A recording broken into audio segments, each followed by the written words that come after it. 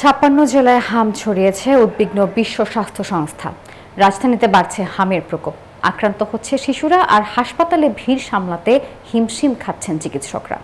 100 শয্যার মহাখালী সংক্রামক ব্যাধি হাসপাতালে রোগীর চাপ এতটাই বেশি যে তিল ধারণের কোনো ঠাঁই নেই। সন্তানকে বাঁচাতে দিশেহারা হয়ে পড়ছেন অভিভাবকরা। জ্বর আক্রান্ত সন্তানকে কোলে নিয়ে হাসপাতালের ওয়ার্ড থেকে ওয়ার্ডে ছুটছেন মা। গায়ে র্যাশ আর ফুসকুড়িতে ভরা ছোট্ট শিশু। রিপোর্টে নিশ্চিত হাম। আতঙ্কে কাঁদছেন মা। কোলের শিশু নিয়ে চারপাশে একই চিত্র, মায়েদের আহাজারি, শিশুদের কান্না। আমাদের বাচ্চার কোনো কাজ হইতেছে না। আজকে ডাক্তার বলেছে আমাদের বাচ্চার নাকি হাম ধরা পড়ছে। আমরা কি করব? আমরা কিছু করার নাই। রাজধানীর 100 শয্যার মহাখালী সংক্রামক ব্যাধি হাসপাতালে এখন রোগীর চাপ কয়েক গুণ বেশি। বেডের বাইরে করিডোরেও চলছে চিকিৎসা। প্রতিদিনই বাড়ছে নতুন আক্রান্তের সংখ্যা। চিকেন পক্সের পরে আবার হাম থেকে নিউমোনিয়া থেকে আবার হচ্ছে ইনফেকশন হলো আর ফুসফুসে, ঠিক আছে।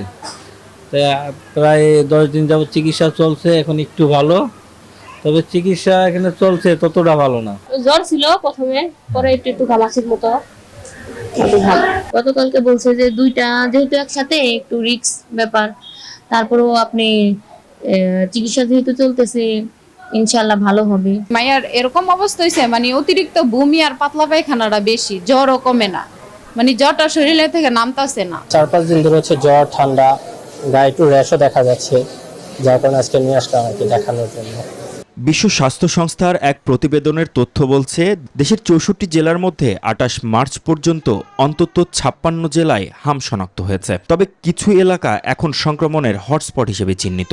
সবচেয়ে বেশি রোগী শনাক্ত হয়েছে ঢাকা বিভাগে। সংক্রমণের হার বেশি রাজশাহী, ময়মনসিংহ ও বরিশাল বিভাগে। বেশ কিছু জেলা ও সিটি কর্পোরেশন এলাকা সংক্রমণের কেন্দ্রবিন্দু হয়ে দাঁড়িয়েছে।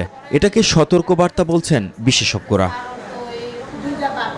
এই পরিস্থিতি মোকাবেলায় রোববার থেকে বেশি আক্রান্ত এলাকায় জরুরি টিকাদান কর্মসূচি শুরু করছে সরকার।